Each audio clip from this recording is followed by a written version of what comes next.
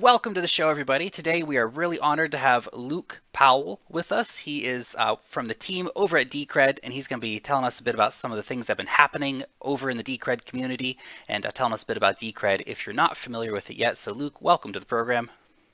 Yeah, awesome. Thanks for having me. Glad to be here. Can you tell us just quickly, what is your role over at Decred? Sure. So I have a background as a developer, but I don't do development for Decred. I'm actually on the marketing team. So I host a YouTube show called the Decred Roundtable, which is where we every 2 weeks we talk about things going on in the Decred community, give the community updates, kind of break down some of the technical details, and just talk about all things Decred.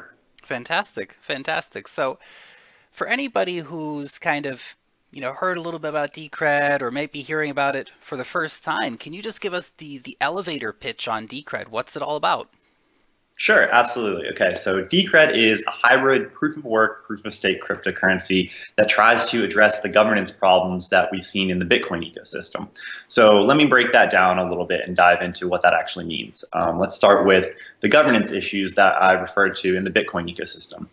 So it's no secret that the miners have a large amount of power, and over the years, they've misbehaved and abused that power. Some examples of this would be mining empty blocks, which could be considered a type of denial of service attack. And then you have them preventing consensus changes from being implemented. SegWit is a perfect example of this, right? The developers wanted one thing, the miners wanted another thing. And there's no decentralized governance mechanism to settle these types of disputes. And so what ends up happening is that everybody spends all their energy focused on these political battles instead of on continuing to innovate, and the system gets gridlocked. So the SegWit debate has lasted for over 2 years now, and we're still having these contentious hard forks happening on a fairly regular basis. So this is one of the core issues that Decred sets out to solve. And we do that by using this hybrid proof-of-work, proof-of-stake consensus mechanism that I mentioned. So what does that actually mean? Well, Decred has normal proof-of-work miners, just like Bitcoin and other cryptocurrencies, but anytime they mine a block, it's required that the proof-of-stake side, the people who are actually own Decred, they have the option to lock up their Decred for a set period of time and purchase what we call tickets.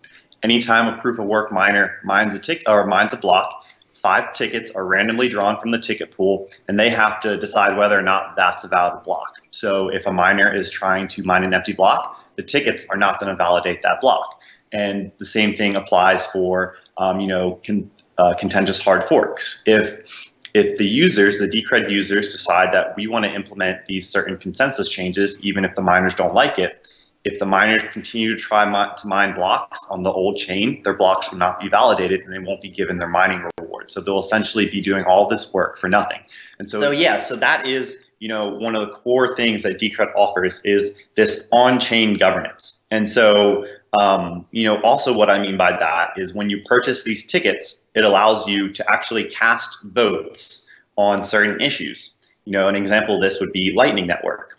We voted on whether or not we wanted the devs to start working on Lightning Network, which we call just a signaling vote, which is just signaling yes or no. But then actually after the code had been implemented, what we do is that code is then given to the miners and the stakers. They run this new upgrade and we have an actual binding vote. And so what that means is we vote on whether or not this Lightning Network code will actually be implemented. And if the vote is yes, then the chain automatically switches. There's no human intervention required.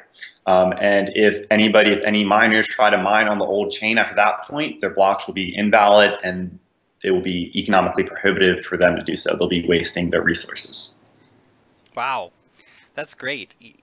These models of governance are so needed in the space because you see what's happening now with Bitcoin, and there's too much power in the hands of the miners. They don't really care about what the community wants. They're, of course, financially interested in what works best for their bottom line.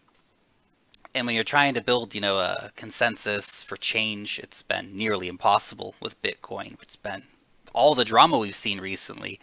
And I was reading an article just a few minutes ago, and they were talking about how actually the Bitcoin core development team have hardly had any time to work on trying to, make Bitcoin better because they're constantly having to work, with helping on upgrades and trying to deal with all the political stuff that's going on with, you know, the forks and things. So.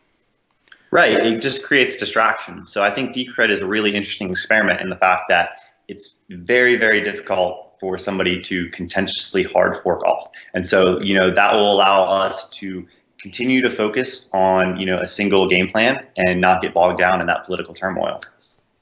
That's great. That's great. You know, more cryptocurrencies need this, and some cryptocurrencies, you know, they're doing this pretty well as well.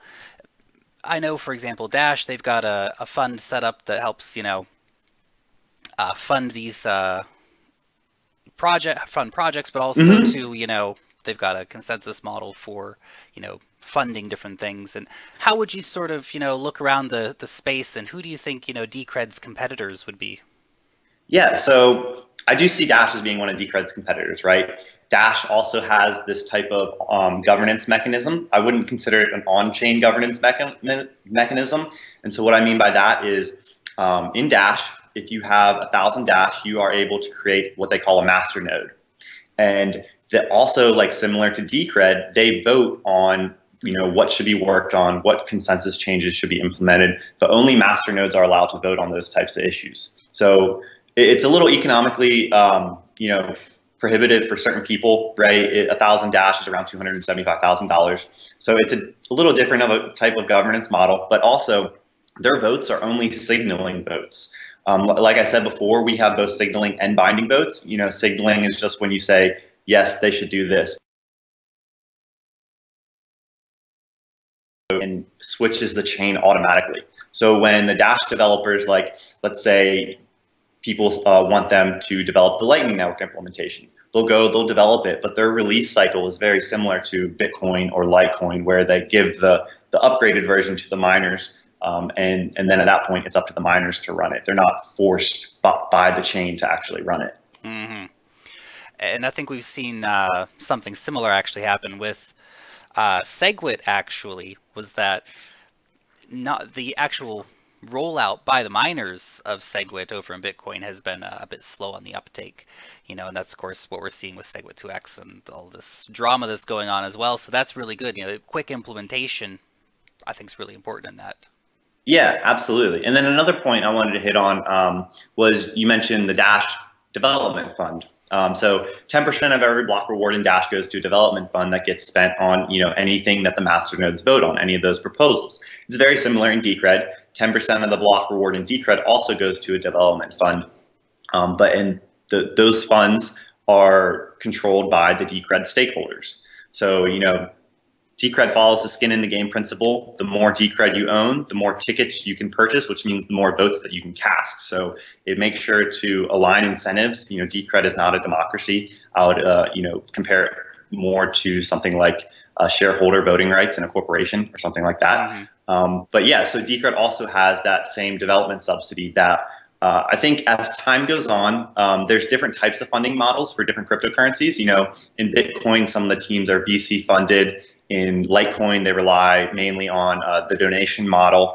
And so the funding model is also a very important aspect of governance that doesn't get talked about all that much. But I think as time goes on, you know, the cryptocurrency ecosystem in general, it's going to go through ups and downs, right? And so maybe the donation model won't hold up as well during, you know, a downturn. You know, maybe those donations will either dry up or just become unpredictable.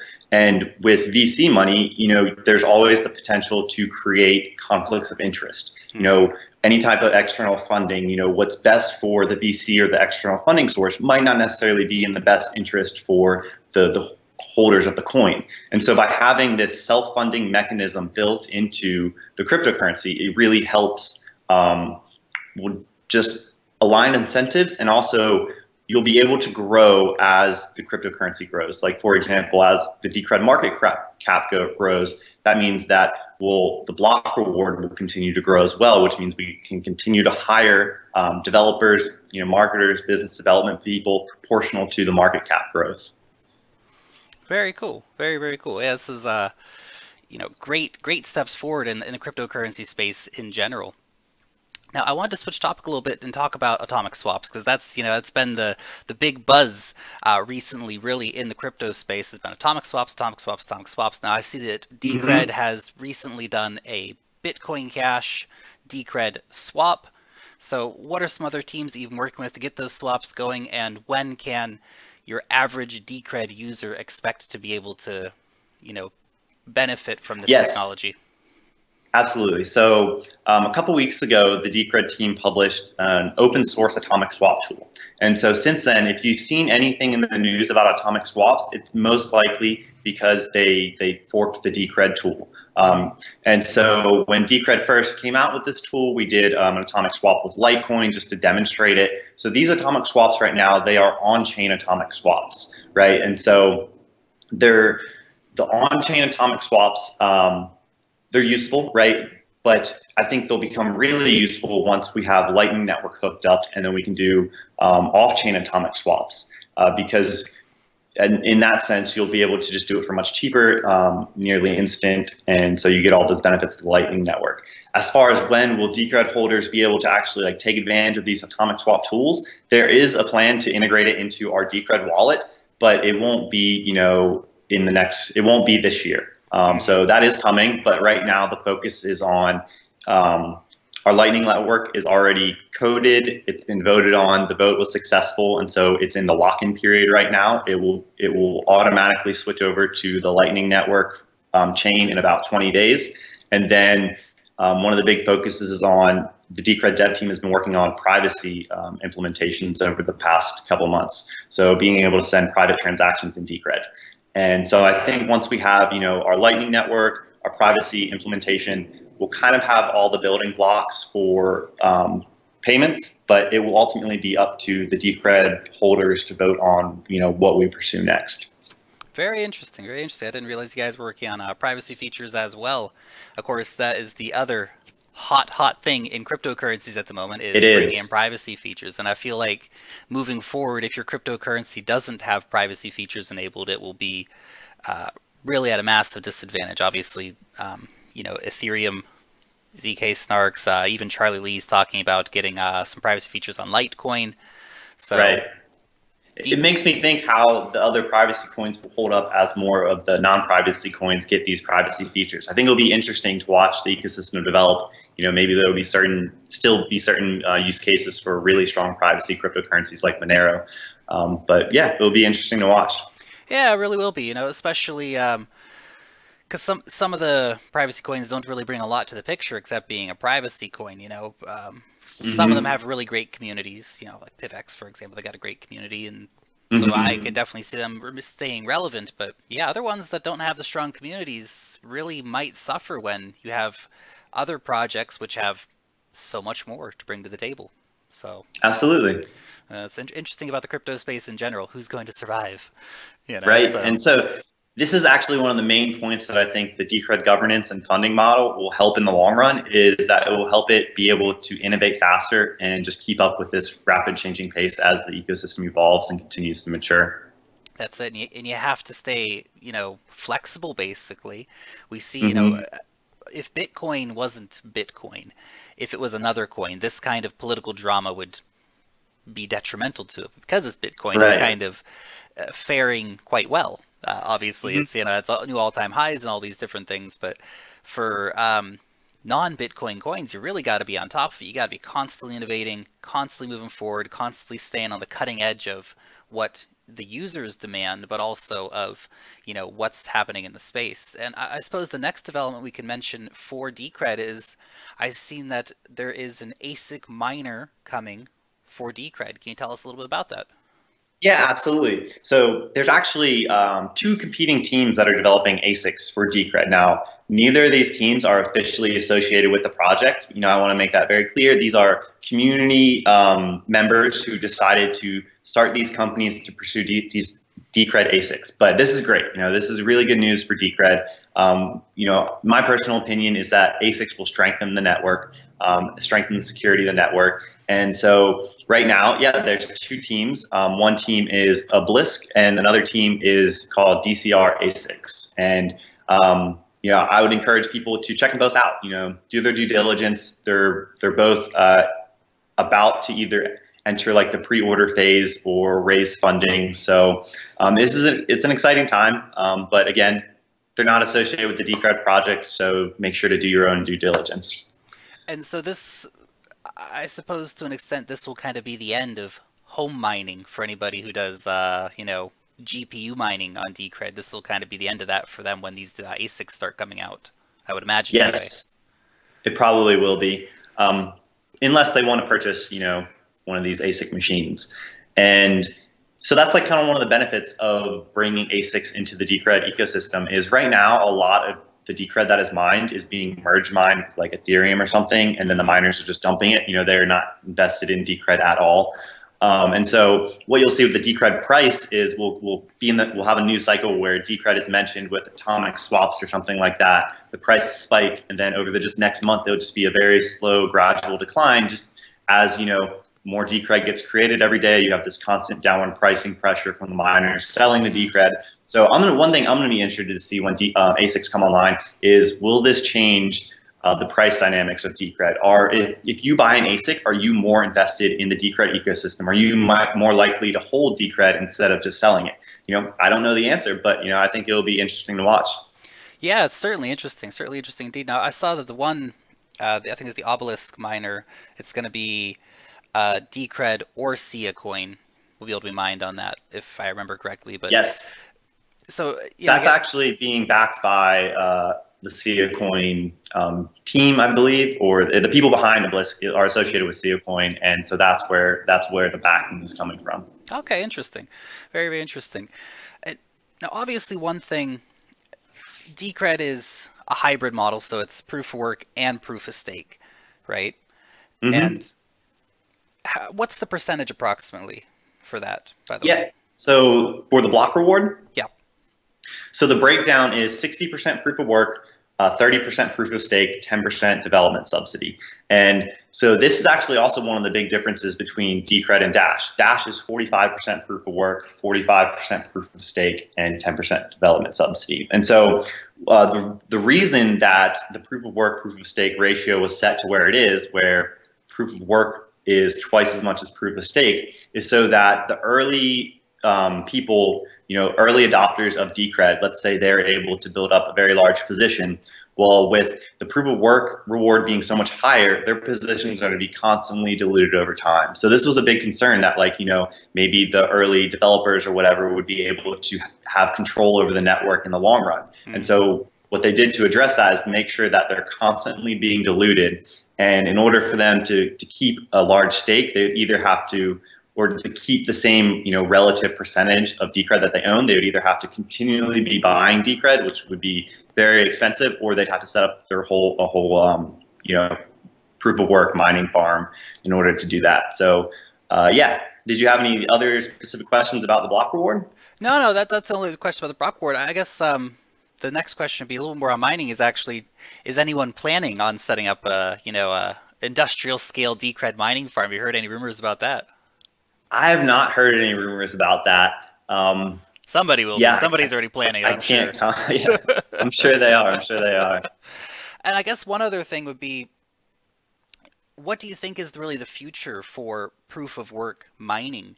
Now, look, we see Bitcoin's currently using 0.1% of global energy resources. It's increasing all the time. It's using something like as much energy as Nigeria right now. Mm-hmm. Is this a concern for you guys looking at the proof of work model moving forward? Do you think there's any chance that the proof of work model may change? Do you think that the proof of work model is worth that expenditure of energy? So right now, you know, again, this is my just personal opinion. I would say that right now it's worth it. And so this is the thing about Decred. If somebody in the Decred community, you know, wants to come in and write a proposal about either changing the proof of work algorithm or, you know, anything else related to that, they're able to write a proposal, submit it, and actually have the Decred stakeholders vote on it. So, you know, even if I gave my opinion or I gave the opinion of the current development team, it's kind of meaningless because ultimately the stakeholders are the ones who decide the direction that Decred goes in. But yeah, what's your opinion on the proof of work aspect right now? You know, it's really tricky for me because on the one hand, you know, I love Bitcoin. And obviously, looking at all the proof of work models, you know, they help secure the network and all these things. And it's not the proof of stake doesn't, but I feel like there's got to be some change moving forward in that, you know, proof of stake in a lot of ways will be the future for a lot of these coins, a lot of the new ones coming out, and even, you know, coins like Decred, you know, it might be a long time, 10 years from now, somebody might go, wow, guys, look at all the, you know, the ASIC wars that are going on, and it's so crazy. You know, maybe we need to increase the percentage of block reward going to, for example, proof of stake, or maybe we just simply need to move away from it in general. But it depends on how you get the electricity too. You know, if you've got a bunch of solar panels on the back of your house charging it up, that's cool. You know, if you're burning a bunch of coal, that's not cool. Right. So. Yeah. It's very dependent. I also think, you know, one thing to keep into take into consideration, right, is also, you know, what's the energy footprint of the current financial industry, you know, and so as cryptocurrencies replace them, I would imagine that even with the proof of work mining, it's still going to be orders of magnitude better than the current energy footprint of all the buildings around the world, you know, all the people going into work every day. So, you know, it's all relative. Centers. Yeah, that's a really good point, actually. But yeah, I agree. We'll see how it evolves. And, you know, you know, there's not really any very big pure proof of stake coins at the moment. So I think as, you know, proof of stake becomes more popular and more experiments are tried out with it, the ecosystem may become, you know, just more friendly to the idea. Yeah, absolutely, absolutely. Nevertheless, though, I think the great thing about Decred, which is, you know, one of the reasons why I think it's a fantastic project, want to have you on and, you know, continue to, you know, give a bit of voice to great projects like this, is that governance model. It all comes back to this. You know, if you're able to change with the times as things move on, and you can do it in a way that's agreeable to everybody, and a way which is, you know, the best result for the project itself. So, you know, if people come to that point where they think, man, this ASIC war has been going on for 5 years now, and it's crazy, and let's re-examine ourselves. Let's think about what we can do here, and it can actually be done in a way which is productive, unlike what we see happening with Bitcoin right now, where it's brutal and political and being manipulated by big players. And so that's pretty cool. I mean, with Bitcoin, you know, you have that store of value use case, so you can make the argument that store of value should be hard to change, right? So, which is why I think that, you know, people are somewhat okay with just the stalemate in the Bitcoin ecosystem right now. But I think for any other use case, that doesn't apply, right? Because every other use case is constantly evolving, and so you're going to need to evolve with the ecosystem, be able to adapt, be able to make changes as, you know, new innovations come online. And that's what Decred sets out to do, and that's what that governance model, you know, is trying to accomplish. Just being able to create this dynamic organization that is able to, you know, evolve with its environment. That's awesome. That's awesome. I think that's a really good spot to finish up at for the day. That's just, you know, it's a great project. For anyone who hasn't looked into Decred yet, make sure you guys go and check it out. I've done a video review on it, you know, but go check out, get involved with the community, check out the Reddit. The team's really active over there. You know, join up, you know, with the Slack. And do you guys have a Telegram as well? We do have a Telegram. It's not all that active, but if you post on Reddit or Slack, you know, you'll always be able to get answers, even from, you know, our lead developer is constantly answering questions on Reddit and Slack. So we're very accessible. Fantastic, fantastic. Well, Luke, from me and from, you know, all the subscribers, thank you so much for taking the time to sit down and chat today. This has been really interesting and a lot of fun. Thanks for having me on. It was fun. Thank you. Thank you.